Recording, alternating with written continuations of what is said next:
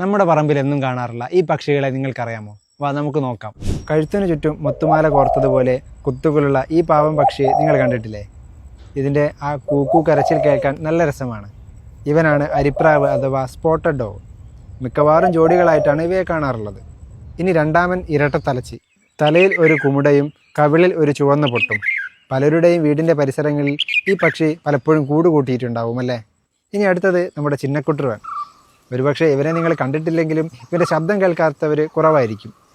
മരങ്ങളുടെ പച്ചപ്പിനിടയിൽ ഒളിച്ചിരിക്കാൻ ഇവൻ മിടുക്കനാണ് കേട്ടോ. നമ്മുടെ വീട്ടിലെ പറമ്പിലും പൂന്തോട്ടങ്ങളിലുമൊക്കെ സ്ഥിരമായിട്ട് കാണാറുള്ള ഒരു പക്ഷിയാണ് മണ്ണാത്തിപ്പുള്ള് അഥവാ ഓറിയൻ്റൽ മാഗ്പൈ റോബിൻ. എപ്പോഴും 7-8 പേരുടെ കൂട്ടമായിട്ട് ഇവരെ കാണാറുള്ളൂ. കരിയിലകൾക്കിടയിൽ കൊത്തിപ്പെറുക്കി ബഹളം വെച്ച് നടക്കുന്ന ഈ കൂട്ടുകാരെ നിങ്ങൾ കണ്ടിട്ടില്ലേ? ഇവരാണ് കരിയിലക്കൽ അഥവാ ജംഗിൾ ബാബ്ലർ.